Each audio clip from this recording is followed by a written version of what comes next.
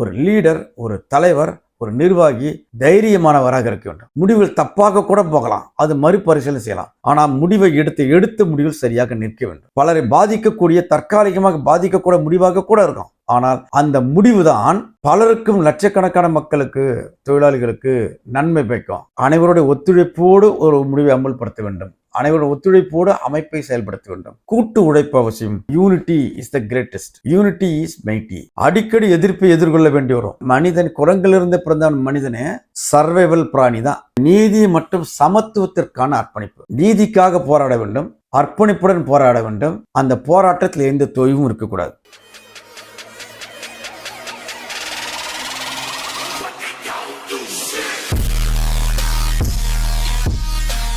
அனைவருக்கும் வணக்கம். நான் உங்கள் டி.ஜே. சங்கர்.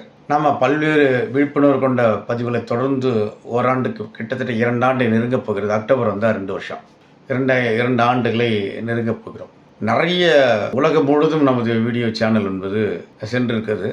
துபாய், UK, அமெரிக்கா போன்ற இடங்கள் கூட. ஏன்னா எண்ணிக்கை கொஞ்சம் குறைவு.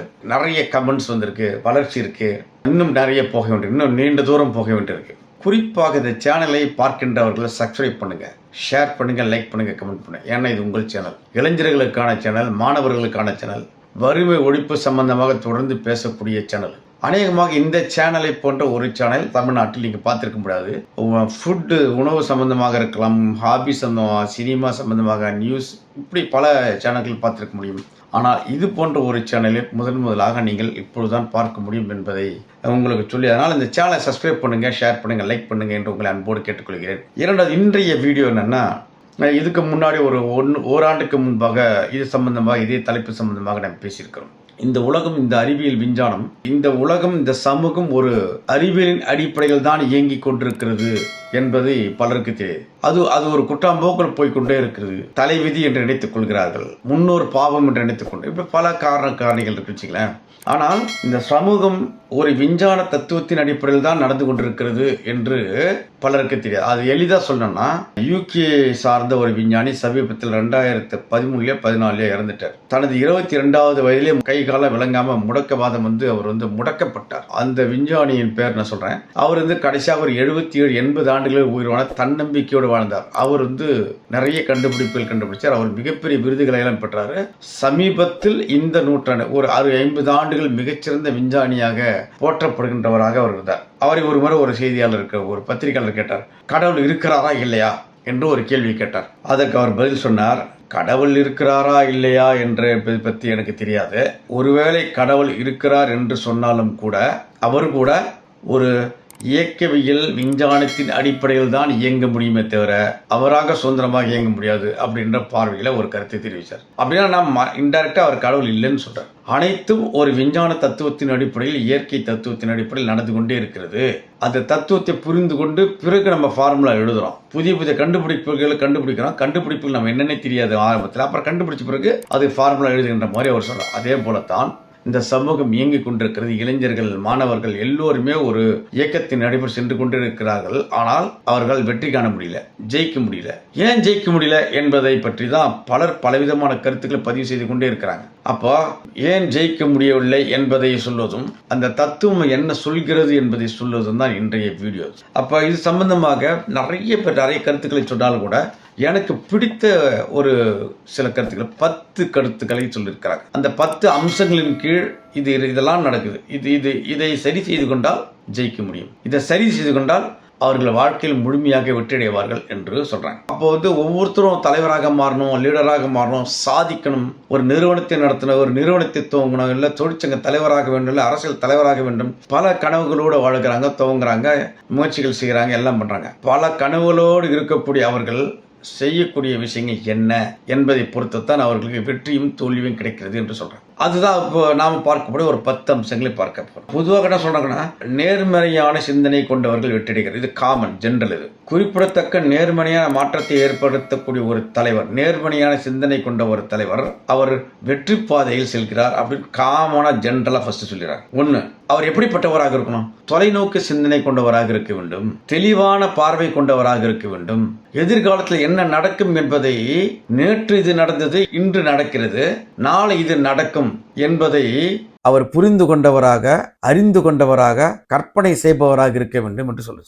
அதுதான் தெளிவான பார்வை, அதுதான் விஞ்ஞான பார்வை, அதுதான் அந்த சயின்டிஸ்ட் விஷயத்தை சொன்னார். புதிய புதிய யோசனைகளை சொல்பவராக இருக்க வேண்டும், புதிய புதிய யுக்திகளை கடைபிடிப்பவராக இருக்க வேண்டும், அப்டேட்டடாக இருக்க வேண்டும் என்று சொல்றாங்க. அதை மாற்றி யோசி நம்ம சிம்பிளா சொல்லுவோம். அப்போ சமூக பிரச்சனைகளை தீர்க்க புதுமையான தீர்வுகளை சொல்பவராக இருக்க வேண்டும். இதெல்லாம் பாயிண்ட் நம்பர் 1. தொலைநோக்கு சிந்தனை கொண்டவர் எப்படி இருப்பாங்க? தெளிவான பார்வை கொண்டவராக இருப்பாங்க, புதுமையான யோசனைகளை சொல்பவராக, அந்த பிரச்சனைகளை தீர்வு சொல்பவராக இருப்பாங்க. 1 முடிஞ்சது. 2வது நேர்மறை மற்றும் நெறிமுறை தலைமை. இது பாயிண்ட் நம்பர் 2. நேர்மையாக இருக்கணும், வெளிப்படைத்தன்மை, டிரான்ஸ்பரண்ட் ஆகணும். இவர் நேர்மையானவர், இவரிடம் எந்த தவறையும் கண்டுபிடிக்க முடியாது. ஒரு மாற்று கருத்தை, பொய்யான கருத்தை சொன்னாலும், அவரை பற்றி சொன்னாலும், இல்லை நீங்க சொல்வது தவறு, அவரை பற்றி எனக்கு தெரியும் என்று நேர்மையாக நடந்து கொண்டவரை பற்றி தன்னை சுற்றி இருக்கிற எல்லோரும் சொல்லுகின்ற அளவுக்கு நேர்மையானவராக அவர் நடந்து கொள்ள வேண்டும். அது வாழ்க்கையின் பாடமாக இருக்க வேண்டும் என்று சொல்றாங்க. வெளிப்படைத்தன்மை, டிரான்ஸ்பரன்சியா இருக்கணும், ஓப்பனா இருக்கணும், உள்ளதை உள்ளபடியே சொல்லணும். நல்லவனை நல்லவன் சொல்லணும், கெட்டவனை கெட்டவன் சொல்லணும். தன்னுடைய சுய லாபத்துக்காக கெட்டவனை நல்லவனாகவும் நல்லவனை கெட்டவன் சித்தரித்தால் அவர்கள் நேர்மையான தலைவர்களாக இருக்க முடியாது, நேர்மையான நிர்வாகிகளாக இருக்க முடியாது, அவர்கள் நேர்மறை சிந்தனை, குறிப்பா நேர்மறை சிந்தனை கொண்டவர்களாக இருக்க முடியாது. இது பாயிண்ட் நம்பர் 2. பொறுப்பு எடுத்துக்கணும். நான் தாங்க சொன்னேன், தப்பு நடந்து போச்சு, அந்த தப்புக்கு நான் பொறுப்பேற்றுக்கொள்ள சொல்லணும். நான் தான் முடிவெடுத்தேன், அந்த முடிவுக்கு நான் முதலில் முன்னாடி நிற்பேன், நான் தான் லீடர், முடிவெடுத்தது நான், அந்த முடிவுக்கு கட்டுப்பட்டவன் நான் முன்னாடி நிற்கிறேன், நீங்களாம் நீ பின்னாடி சொன்னில்லுங்க என்று தலைமையை பொறுப்பெடுத்து முன்னாடி நிற்கணும். என்ன பண்ணுவாங்கன்னா முடிவெடுத்துருவாங்க, நீ போய் நில்லு, நீ போய் போராடு, நான் வீட்டில் பதுங்கிறேன் என்று சொல்லக்கூடிய தலைவர்கள் இருக்கிறார்கள். மைக்கு பிடிச்சி வசனங்களை அதோடைய அடுக்கடுக்கா பேசுவாங்க. போலீஸ்காரன் திரும்பி ஓடிடுவாங்க, 200 அடி பின்னாடி ஓடிடுவாங்க. இது இந்த தலைமை பொறுப்புக்கு ஏற்றதல்ல என்று பொறுப்பேற்றுக் கொள்ளணும் என்று சொல்றாங்க. 3வதாக பச்சாதாபம் மற்றும் உணர்ச்சி நுண்ணறிவு. அப்படின்னா மற்றவர்களை புரிந்து கொள்வது, மற்றவர்களுடைய மனதை, சைக்காலஜி புரிந்து கொள்வது, அவர்களுடைய தேவையை புரிந்து கொள்வது, அவர்கள் இந்த கஷ்டத்தில் இருக்கிறாங்க, இந்த மாதிரி பிரச்சனை இருக்கிறாங்க என்பதை நாம் புரிந்து கொண்டு அவர்களுக்கு ஆறுதல் சொல்வது, உதவி செய்வது, இல்லை வேறோட உதவி பெற்று தருவது, ஏதோ ஒரு வகையில் அவருக்கு சொல்லணும். அப்போ அவர்களுடைய தேவைகளை அறிந்து கொள்ள, சைக்காலஜியாக அறிந்து கொள்வது, இரக்கம் கொண்டவராக, இரக்கம் கொண்ட மனதுதான் உதவி செய்ய தூண்டும், இரக்கம் கொண்ட மனதுதான் மற்றவரை கவ்வி பிடிக்கும், இரக்கம் கொண்ட மனதைத்தான் அனைவரும் விரும்புவார்கள். அப்போ தலைமை பண்பில் இருக்கிறவங்க இரக்கம் கொண்டவர்களாகவும் இருக்க வேண்டும் என்று சொல்லப்படும். 4வதாக தீர்மானம் மற்றும் தைரியம். ஒரு லீடர், ஒரு தலைவர், ஒரு நிர்வாகி தைரியமானவராக இருக்க வேண்டும். தைரியமாக பல முடிவுகளை எடுக்க வேண்டும். முடிவுகள் தப்பாக கூட போகலாம், அது மறுபரிசீலனை செய்யலாம். ஆனால் முடிவை எடுத்த முடிவில் சரியாக நிற்க வேண்டும். முடிவை சரியாக சொல்லணும், முதல் சரியாக முடிவை எடுக்க வேண்டும், எடுத்த முடிவில் நிற்க வேண்டும், எடுத்த முடிவை அமல்படுத்த வேண்டும். முடிவு என்பது சில நேரம் கடினமான முடிவுகள், பலருக்கு அந்த முடிவு மருந்து கசப்பாக இருக்கும், ஆனால் மருந்து தான் நோய் தீர்க்கும். சில முடிவுகள் கடினமான முடிவா இருக்கும், பலரை பாதிக்கக்கூடிய, தற்காலிகமாக பாதிக்கக்கூடிய முடிவாக கூட இருக்கும். ஆனால் அந்த முடிவுதான் பலருக்கும், லட்சக்கணக்கான மக்களுக்கு, தொழிலாளிகளுக்கு நன்மை பயக்கும், மருந்து நோய் தீர்க்கும்.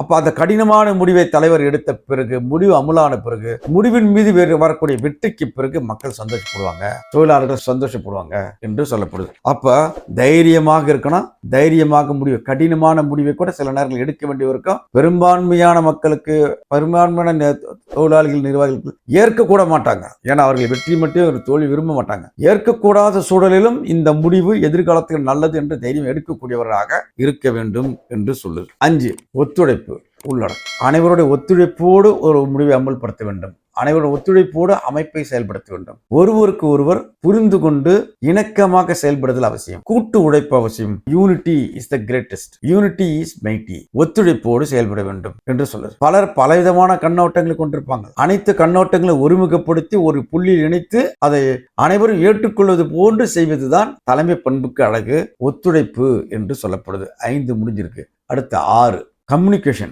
தொடர்பு திறன். பயனுள்ள தகவல்களை மட்டுமல்ல, புதிதாக வந்திருக்கக்கூடிய தகவல்கள் எல்லாம் புரிந்து கொண்டு இது நமக்கு தேவையானது என்று நமக்கு சொல்லி மற்றவர்களுக்கும் சொல்லி கொடுத்து அவர்களை அணி திரட்ட வேண்டும், அவர்களை பக்குவப்படுத்தி லேர்ன் பண்ண படிக்க வைக்க வேண்டும், அந்த கம்யூனிகேஷனோடு அவர்களை இணைக்க வேண்டும் என்று சொல்லுது. கேட்கும் திறன், அதாவது நம்ம சொல்வதை மற்றவர்கள் கேட்கணும், கேட்கிற மாதிரியான சில விஷயங்கள் நம்ம கம்யூனிகேட் பண்ணணும் என்று சொல்றாங்க. மற்றவர்கள் சொல்வதையும் நான் கேட்க வேண்டும். 2-வே ப்ராசஸ், 1-வே ப்ராசஸ், 1-வே டிராஃபிக் இது, 2-வே டிராஃபிக் இது. நாம் சொல்வதையும் அவர்கள் கேட்க வேண்டும், அவர்கள் சொல்வதையும் நாம் கேட்க வேண்டும், அவர்கள் சொல்வதில் நல்ல கருத்துக்கள் இருக்கும் என்பதை மதித்து புரிந்து கொள்ள வேண்டும் என்று அது சொல்லுது. அது கம்யூனிகேஷன் விஷயம். 7 சகிப்புத்தன்மை மற்றும் விடாமுயற்சி. சகிப்புத்தன்மை மற்றும் விடாமுயற்சி. அடிக்கடி எதிர்ப்பை எதிர்கொள்ள வேண்டி வரும், சவால்களை சந்திக்க வேண்டி வரும். அப்பொழுதெல்லாம் விடாமுயற்சி. சில நேரங்கள் தோல்விகள் கிடைக்கும். அந்த தோல்விகள் தற்காலிகமானது என்று புரிந்து கொண்டு விடாமுயற்சியுடன் செயல்பட வேண்டும். அந்த விடாமுயற்சியுடன் செயல்படக்கூடிய அளவுக்கு மனதில் தெம்பும் திராணியும் வேண்டும். தகவமைப்பு. மாறிவர சூழலுக்கு ஏற்ப தம்மை மாற்றிக்கொள்ளுதல், அப்டேட் பண்ணிக்கிறது. சயின்ஸ் அண்ட் டெக்னாலஜிக்கு தகுந்த மாதிரி தம்மை அப்டேட் பண்ணிக்கிறது. சொசைட்டி சேஞ்சஸ் தகுந்த மாதிரி தம்மை அப்டேட் பண்ணிக்கிறது. இதையெல்லாம் செய்து கொள்ள வேண்டாம். சர்வைவல் பண்ணுவது. மனிதன் குரங்கிலிருந்து பிறந்த மனிதனே சர்வைவல் பிராணி தான். எது உயிர் வாழ முடியுமோ அந்த சூழலுக்கு ஏற்ப எது மாறிக்கொண்டதின வளர்ச்சி தான் மனிதன். 6 அறிவு படித்த மனிதனாக இருக்கு. 3, 4, 5 டெவலப் ஆகி சர்வைவல் ஆஃப் த ஃபிட்டஸ்ட் என்று சொல்லக்கூடிய அளவுக்கு வந்திருக்கக்கூடிய மனிதன் எப்படி தகவமைத்துக் கொண்டு வந்தானோ அதே போல சூழல்களை புரிந்து கொண்டு தகவமைத்துக் கொள்ளக்கூடிய பக்குவம் அந்த தலைவர்களுக்கு தேவை, நிர்வாகிகளுக்கு தேவை, ஒரு நிறுவன முதலாளிகளுக்கு தேவை என்று சொல்லப்படும். சிந்தனை மற்றும் திட்டமிடல். நீண்ட கால திட்டமிடல். இன்றைக்கு இருக்கும், 10 ஆண்டுகளுக்கு பிறகு இப்படி இருக்கும், 20 ஆண்டுகளுக்கு பிறகு இப்படி இருக்கும் என்று நீண்ட கால திட்டமிடல். அப்படி நீண்ட கால திட்டமிடலை யார் சரியாக செய்கிறார்கள்? நேர்மறை சிந்தனையாளர்கள் சரியாக செய்வார்கள். வாழ்க்கையின் ஓட்டத்தை புரிந்து கொண்டவர்கள் சரியாக செய்வார்கள். இப்படி நீண்ட கால திட்டத்தில் சிந்தனையோடு செயல்பட வேண்டும் என்று சொல்றாங்க. வள மேலாண்மை. வளங்களை திறம்பட மனித வளத்தை பயன்படுத்துது, தொழில் வளத்தை பயன்படுத்துது, சயின்ஸ் அண்ட் டெக்னாலஜி பயன்படுத்துது, வளத்தை பயன்படுத்துவது. அத்தனை வளத்தையும் வளர்ச்சிக்காக முன்னேற்றத்திற்காக பயன்படுத்துவது என்று பயன்படுத்த வேண்டும். யார் அந்த தலைவர்கள் பயன்படுத்துகின்றார்களோ, நிர்வாகிகள் பயன்படுத்துகின்றார்களோ, நிறுவனர் பயன்படுத்துகின்றாரோ அது சிறப்பானவர்கள் என்று சொல்லப்படுவது. அது அந்த நிறுவனம் வளரும் என்று சொல்லப்படுவது. 9 மற்றவர்களுக்கு அதிகாரம் அளித்தல். தனக்கு கீழே இருக்கக்கூடிய 2ஆம் கட்ட தலைவர்களை, 2ஆம் கட்ட நிர்வாகிகளை, இளைஞர்களுக்கு தான் கற்றுக்கொண்டதை அவர்களுக்கும் கற்றுக் கொடுத்து அவர்களுக்கு அதிகாரம் அளித்து அந்த அதிகாரத்தை அவர்கள் பயன்படுத்துகின்ற பயிற்சியை அளிக்க வேண்டும் என்று சொல்லுது. அதுதான் மற்றவர்களுக்கு அதிகாரம் அளித்தல் என்று சொல்லப்படுது. மற்றவர்களை ஊக்குவிப்பதன் மூலமும் அவர்கள் பொதுவான நோக்கங்களை நோக்கி கூட்டு நடவடிக்கையை அணிதிரட்ட முடியும், கூட்டாக செயல்பட முடியும், வளர்ச்சியை நோக்கி எட்ட முடியும் என்று சொல்லப்படுது. இறுதியாக 10 நீதி மற்றும் சமத்துவத்திற்கான அர்ப்பணிப்பு. நீதி கிடைக்க வேண்டும், நியாயம் கிடைக்க வேண்டும், அதற்காக முழுமையாக அர்ப்பணிப்பு செய்யக்கூடும். யார் அந்த அர்ப்பணிப்பை செய்கின்றார்களோ அவர்களே சிறந்த தலைவர்கள், அவர்களே சிறந்த சமூகத்தின் தலைவர்கள், அவர்களே ஒரு இண்டஸ்ட்ரியோட சிறப்பான தலைவர்கள், அவர்களே முழுமையான தலைவர்கள். நீதிக்காக போராட வேண்டும், அர்ப்பணிப்புடன் போராட வேண்டும். அந்த போராட்டத்தில் எந்த தொய்வும் இருக்கக்கூடாது. உரிமைகளுக்காக போராட வேண்டும், உரிமைகளுக்காக வக்காலத்து வேண்டும். சமூக நீதி சமத்துவத்திற்காக போராட வேண்டும். சமத்துவமின்மை அன்இக்வாலிட்டின்னு சொல்லுவாங்க. சமத்துவமின்மை குறைப்பதற்காக போராட வேண்டும். சாதி மத வேற்றுமையை எதிர்த்து போராட வேண்டும். வறுமை ஒழிப்புக்காக போராட வேண்டும். யார் போராடுவா? இந்த குவாலிட்டியில யாருக்கிட்டலாம் இருக்கா அவங்களாம் போராடுவா. நேர்மறை சிந்தனை கொண்டவர். இப்போ 9 சொன்ன, இது 10வது. நீதி மற்றும் சமத்துவத்திற்கான அர்ப்பணிப்பு செய்பவர்கள். இது 10 பாயிண்ட் சொல்லுது. இவர்கள் வெற்றி அடைவார்கள், இவர்கள் சமூகத்தை மாற்றியமைப்பார்கள். இதெல்லாம் இந்த 10 ஐட்டம் நமக்கு இருக்கா, 10 குணங்கள் நமக்கு இருக்குதா என்பதை வாழ்க்கையில் வெற்றி காண வேண்டும் யார் நினைக்கின்றார்களோ, ஒரு நிறுவனத்தில் யார் வெற்றி காண வேண்டும் என்று நினைக்கின்றார்களோ, யார் அரசியலில் வெற்றி காண வேண்டும் என்று நினைக்கின்றார்களோ, யார் தொழிற்சங்கத்தில் வெற்றி காண வேண்டும் என்று நினைக்கின்றார்களோ அவர்களிடம் இந்த 10 குணங்களும் இருக்க வேண்டும். இந்த 10 குணங்களும் யாரிடம் இருக்கிறதோ அவர்கள்லாம் வெற்றி அடைவார்கள். அப்போ இந்த 10 குணங்கள் இருந்தவர்கள் யாருன்னு ஒரு பட்டியல் இருக்குல்ல, நீண்ட பட்டியல் இருக்கு, உலகம் முழுக்க நீண்ட பட்டியல் இருக்கு. அந்த நீண்ட பட்டியலில் முதலிடம் படித்தவர் யாருன்னா தென்னாப்பிரிக்காவை சேர்ந்த நிறவெறி எதிர்த்து போராடிய நெல்சன் மண்டேலா 1. 2வதாக அகிம்சை என்ற தத்துவத்தை பயன்படுத்தி சுதந்திர போராட்டத்தில் தன்னை ஈடுபடுத்திக் கொண்ட மகாத்மா காந்தி 2. 3வதாக பிராங்க்லின் ரூஸ்வெல்ட் என்ற அமெரிக்காவினுடைய, அவர் அமெரிக்க ஜனாதிபதியாக கூட இருந்தாரு.